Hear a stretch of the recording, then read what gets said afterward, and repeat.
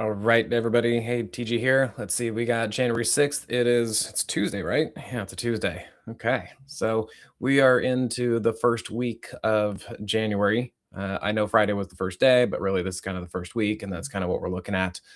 Seeing how we're doing so far, mostly up.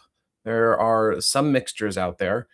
Thank you, Mirza. Looks like we're good to go in the Moxie room, and then we should be out there live on the social medias: YouTube, X, Facebook, LinkedIn, a bunch of things like that.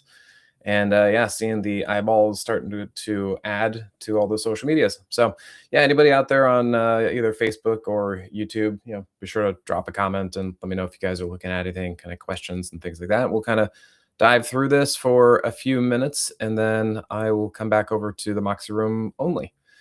So kind of what I'm looking at today is that even though the market is up, the internals are kind of a little bit weak in through here. You can see the ticks not doing quite too much. You can see our advanced decline is down a little bit. And you can see our order flow seems to be doing okay for now. So that's nice. We still seem to have a bullish tape. And then, as I said, there seems to be kind of a mixture out there. We continue to have kind of a run from some of the um, what like the short squeeze names, the names that were doing a lot of tax loss selling into the end of 2025, and then suddenly we have Friday on just 2026, and boom, they all start to go back up. So that kind of felt like there was some structural stuff going on with the institutions having to arrange their books in a certain way in order to close 2025 in that way. Imran, good to see you. How you been? It's been a while. So yeah, we got that going on, and then we have the mega caps, which are all over the place, definitely all over the place. So let me kind of start there. I'll show you a couple things about the mega caps. If we look at something like Apple, it has been rolling over fairly hard, and I think the thing here, and this is what I've actually been talking about to the Moxie subscribers for the last few weeks because Apple I just didn't think was going to be a good trade. I thought it was already done. I already have some really big moves on this, and you could just see that Apple had really kind of just gotten up into thin air. It did its job for basically 2025. It finally had its move because everybody kept questioning it, being like, "All right, what's going on? Is Apple going to do anything, or did it miss the whole AI situation?" And it's almost like because Apple isn't really involved in the AI thing, then they finally took off when investors starting to get a little bit nervous about the AI thing. It was kind of like the anti-AI trade. And so I think that's why it's been going up. And then they basically held it into the end of the year. And now that we're into 2026, as I said, it did its job, and they are able to close their books on that, and now they can let it out. Now they can start taking their profits and letting this thing move down, and that's pretty much what it looks like from here. It did start coming down a little bit before the end of the year, but you can see right in through there. They held it at support for the last week or two, and then once we have the new year, boom, now they're dropping it.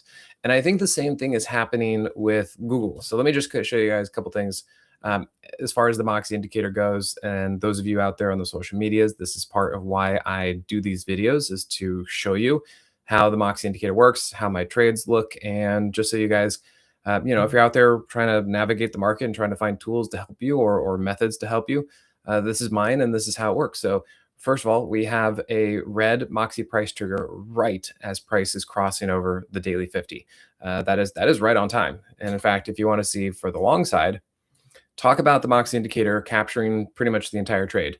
There's your Moxie price trigger on the way up, and there's your Moxie price trigger on the way down. I'd say that's pretty good as far as timing, huh? And then as far as the hourly chart, you can also see that we had a red Moxie price trigger up there. But the real kicker, and this is the thing that I think solidified the downside for Apple, is this. And those of you in the Moxie room, I'm sure you can see right away what I'm going to be talking about. But this is what I call an inverse trampoline move. This is when price is over the 50 SMA, but the Moxie indicator is below 0. So remember, part of the rule is, in this case, for the inverse, price should not be over the 50 if the Moxie indicator is below 0. And you can see just how far the Moxie indicator was from 0, despite price being over the 50. And so what that told you was this is pretty much a bounce and a downtrend, and that this is not a long setup. So don't be long. Now, I think this was, that was the first day of the new year. You can see they gapped it up, and that was a fake out kind of move. That was a bull trap for sure. You get some people lured in there thinking, oh my gosh, look at this Apple, they're going to get going. And then they just absolutely rolled it over and careened it to the downside. Other than that, you can really see that for the most part on the 15-minute time frame, that thing was still under the 50 SMA. And so it was pretty much trending down, except for that little blip on the first day of the new year. But really, if you guys look at the hourly Moxie indicator, that thing was telling you the entire story in through here, that this was really just a bounce in a downtrend. Now, with that, as I said, with Google, we just added Google Short today because I think Google is in the same boat as Apple. I think it has done a really, really great job. I mean, my goodness, look at this thing. It's done an incredibly good job. But at some point, all things kind of come down, right? Gravity works on all things. And while this might be a temporary down move, I'm not saying that Google's going to implode or anything, but I am saying I think that this is overbought, and I think that there's an opportunity to the downside. Now, we don't know how clean it is. We don't know if it's going to be jumpy, messy, choppy, whatever. But I do think that there's, I just don't, I don't think that the risk to reward is to the long side for Google. I think it has the same concept that's happening with Apple that I think really, really big move.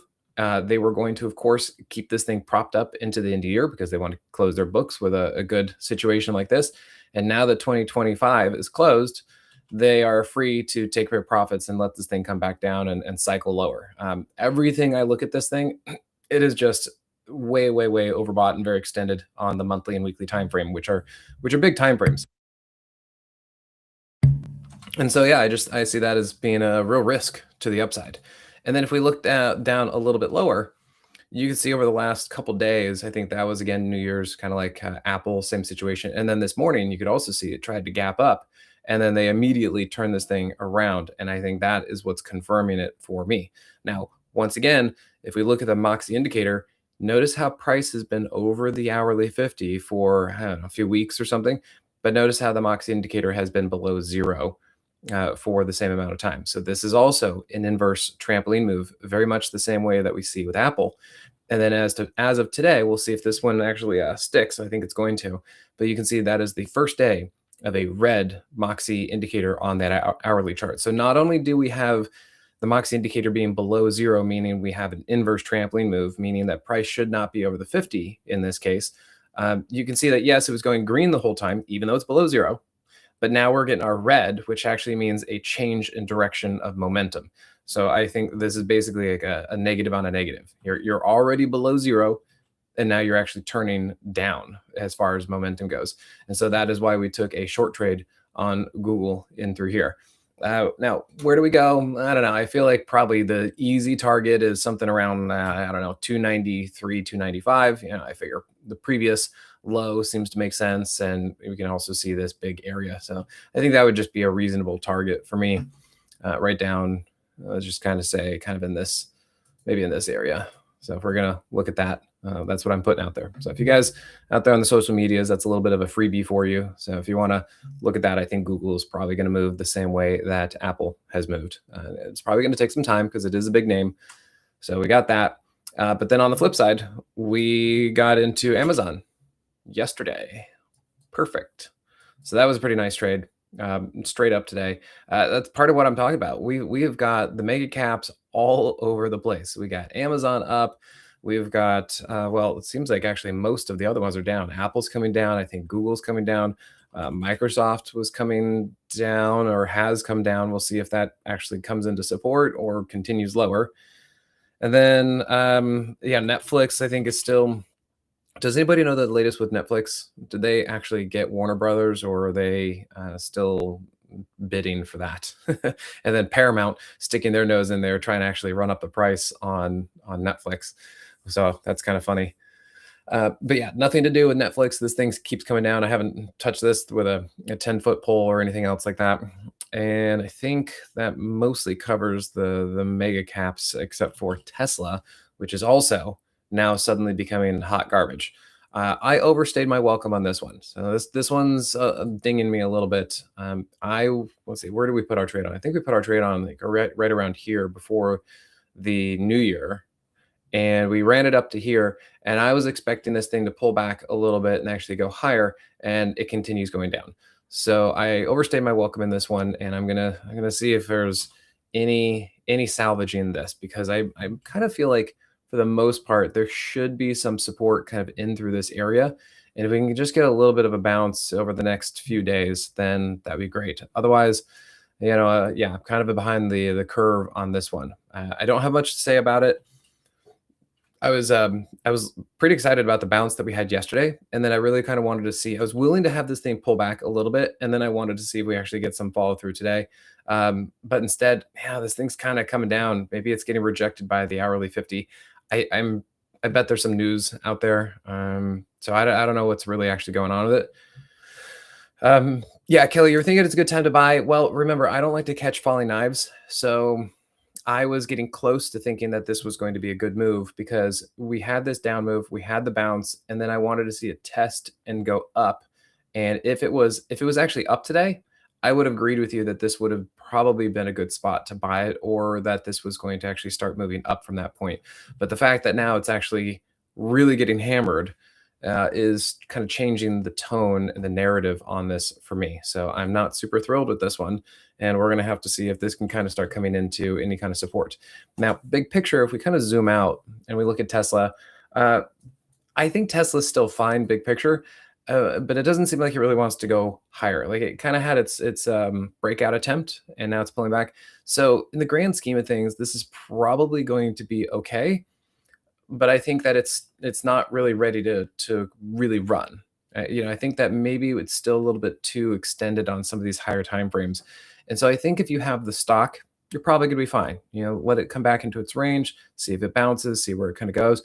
But if you have options, like one of my trades, I might simply just run out of time if this thing doesn't kind of come back up. And I think that's been part of the issues is that a lot of the stocks that we've been seeing is that they've been flagging and they just haven't really been moving yet. I mean, look at the entire market. The whole S&P and the Nasdaq have been going sideways for months at this point. And I'm kind of leaning towards I think that's what's going to happen. So while this doesn't look great, I think that for the most part, it's probably just kind of right back into range and kind of going sideways. So as long as you have time for your particular trade or your setup, you're probably going to be fine. I can't confirm that yet, but I feel like we're probably going to be fine. But if you are short on time, then those trades may not work. Media Dreamer, good to see you, man. Yeah, SoFi. That's another one that I was looking at. It was up yesterday and got hammered today. I think I heard that they were having a secondary offering. And then I think I saw something yesterday that said whoever posted this on X was very excited about SoFi because they said that their secondary offering was wrapping up as of yesterday or something like that. So the fact that this actually went up kind of during a secondary offering, you would have thought that today'd be up even more because now the secondary offering is over. So I don't really know why it's going down other than the situation of secondary offering. Yeah, Stas. Yes, this is a secondary offering. If I remember, their first one, or at least the one that I was around for, was right around here. I believe that is where they had their first secondary offering, and now I think they're having another one. So yes, that is what happens when companies they have their stock doing really, really well and they want to take advantage of this. They basically say, "Screw you, investors. We're going to take advantage of this.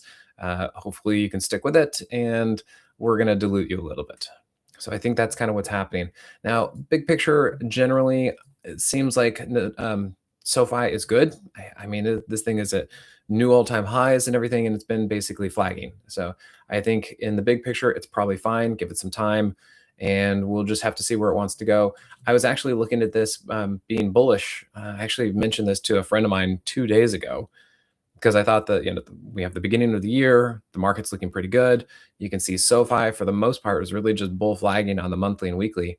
And then I actually told my friend, I said, "Hey, I think SoFi is going to go up because if we look here on, let me keep zooming in. What was that? So Friday. So before the weekend, since we saw that things were actually looking pretty good, you can see that SoFi right here, we had a Moxie price trigger and we had a double bottom, and plus the whole market started going up on Friday. And so I was like, hey, I think SoFi is going to look pretty good. I think this is going to go. And then sure enough, on Monday, great move. And he came back to me. He's like, "Whoa, how'd you know that?" And I was like, "Well, I think it just looked pretty good. Everything was there, had some volume come in, plus New Year, and we saw everything else was doing well." And so I'm like, "Great." I told him, "Don't chase this." I said, "I know he already has a position, so I said, don't chase it, but there you go, should be pretty good." And then he actually sent me that thing saying, "Well, the secondary offering should be wrapping up, so it should be even better." And then surprise, it comes down hard. So I don't know what the news is. I don't know what the situation is. If you guys kind of want to look around and help me figure out what's going on with that one. Yeah, I don't know. I don't have a position. I've just kind of been watching it. I generally think it's going to be a good stock. And maybe this is just kind of some mechanical stuff going on with their secondary offering and all that. Then, in case you guys don't know, we have CES, which is the what is the Consumer Electronic Show. Is that as simple as it is? But CES and Jensen spoke. So Nvidia. I was kind of expecting. I don't know. Whenever he speaks, you kind of think that the market or the ticker is going to move around a little bit more. It hasn't really moved. I'm sure he didn't say anything too revolutionary. I think it's probably more of what everybody's been expecting, and nothing to really drive this. They're like, cool, yeah, great. You're still doing all the things we want to do. So Nvidia's looking pretty good. I mean, I don't see anything too wrong with this. It kind of did its correction, did a double bottom. It's still mostly back into its range, and it looks like it's trying to go higher. Is it ready to go higher right now? I don't know. You can see it's been resting for a few days. I don't know what necessarily the catalyst is, but there is a bit of a disconnect from what Nvidia is doing to what the index is doing, and I thought that was very interesting. The semiconductor index is on fire. This is awesome to see.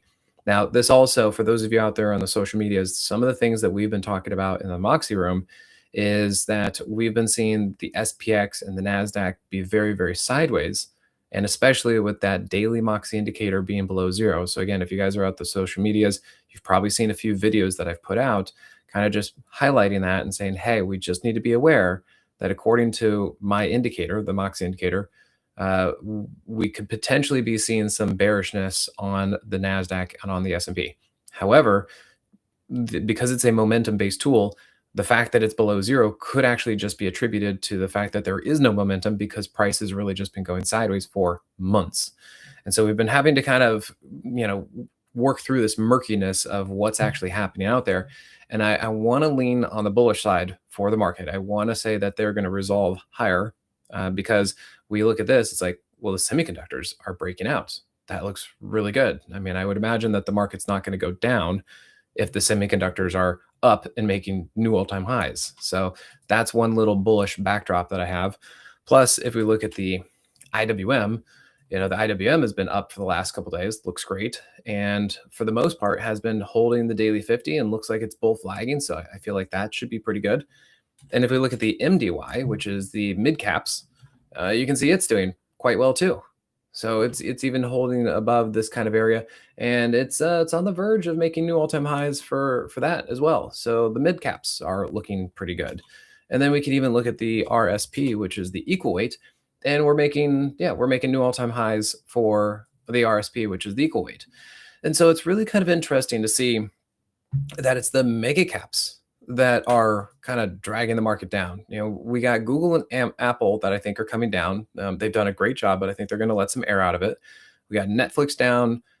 Amazon's doing great. We just took a position on that one yesterday. And then what? I think like stuff like Adobe. I'm trying to think who else is considered a mega cap and part of the FANG stocks or the Mag 7. So, Adobe's been down for a while. And yeah, Netflix is just garbage. So I see OK22409 out there on YouTube. Yeah, we covered Netflix earlier. There's just nothing to do here. I think they're still dealing with the whole Warner Brothers acquisition. And remember, the company that does the acquisitioning, their stock usually goes down because they've now just had to spend a bunch of money as far as debt or whatever else to acquire that other company. So I think that's pretty much why Netflix has been going down, is because they might have to spend who knows how much money to acquire Warner Brothers if they want that. So yeah, that's kind of what's been happening there. And then as far as the semiconductors, perhaps part of the reason why that's going crazy is because things like Micron. I have missed this. I have been a little bit behind the curve on stuff like this. And I think Micron just came out with news today, saying, or today or yesterday, saying that the RAM shortage. Correct me if I'm wrong, if you guys know this, but I think they said that the RAM storage is shortage. They have a shortage, and that uh, it's not going to be solved for like another 2 or 3 years. So I think that is why Micron and SNDK are all popping today, is because that news came out from yesterday to today, that yeah, RAM. People can't get their hands on enough RAM, and they can't produce enough. Oh, yeah, Weekend Golfer. I heard that there were price increases. I thought the price increases was from Nvidia raising their prices. Maybe this also includes what RAM and all that. I don't know for sure. I haven't quite heard that, but I did hear that Nvidia was going to raise their prices. So hey, is Nvidia going up? Not quite yet, but yeah, SNDK. And then I said, okay, well, let's look at WDC, which is also part of that, and that thing's been popping. Yeah, this stuff, I just have kind of missed the boat on this one. It's been a little bit choppy, and I'm like, wow, how much higher can this go? Well, clearly it can go much higher. So yeah, that's kind of what's been going on there. Now it's almost impossible to chase this thing. So it's kind of still leaves me in the lurch of like, man, what to do about this? But I've never traded WDC and I've never traded SNDK. And I think maybe once or twice in the past I've traded Micron. So I don't know. It's partly just territory that I haven't really been with before. So I think that's kind of what's going on there. But yeah, big moves. I think price increases, shortage of RAM, and still huge demand. Let's see, STX, is that another one? Yeah, okay, Seagate. Yeah, so kind of think about all the hard drive companies seem to be doing quite well as far as those things go. They've been a little messy up here, been a little messy, a little choppy, but yeah, based on that news and 2026, new calendar year, yeah, they've been doing pretty well. Okay, let's see, just a couple more minutes here for the social media session and all that. If we look at XOM, I think, yeah. So Chris, the whole thing, XOM, OIH, the oil service companies, it's Venezuela, right? It's Venezuela. That's your answer. That's what's going on. Now that Maduro is out, we don't know who's coming in, but apparently America is going to help run the thing, however that looks. And the oil companies, Trump wants the oil companies in. We're going to be getting oil from Venezuela. And so yeah, look around at anything kind of related to oil that has a connection to Venezuela, and I imagine that would be doing pretty well, because now they're going to have not only access, they're going to have a friendly government, friendly administration, and I've also heard that situations about the oil companies that have been in Venezuela were concerned that they may not get paid, like they took on a lot of debt, or government issued stuff, and then that they weren't going to get paid back. But now that Maduro is out and we're running the thing, it sounds like they're feeling much more financially secure. So yeah, XOM, CVX, yeah, you just look at that and you know exactly what's going on with these things. And I think OIH, if we look at the sector, yeah, you can see that one popped up. Once again, this is just not a sector that I trade. I mean, you look how messy just oil generally is, and anything related to energy, it's just something I don't trade. Let's see, even USO, yeah, it didn't really move much, but yeah, I just don't trade that. It's just something I don't do. I mean, look how messy these things are. So for me as a trader, no. As an investor, sure. If you kind of stand back and look at the higher time frame charts and kind of squint your eyes, you can see a trend. But you can also see, for the most part, it's just kind of not been doing anything for a long time. It's only just recently started to actually hook and hold support on these weekly timeframes. And now with the whole Venezuela thing, now you can see we're actually starting to move up. So I can't trade these things, but if you want to invest in them, I think that was kind of what's going on there too. Okay. So let's see. Let's kind of wrap it up from there. Remember, guys, out there on the social media, if you want to come over here, I hope you guys were able to find some good deals. The Simpler Trading was running a lot of coupons and a lot of discounts for the new year.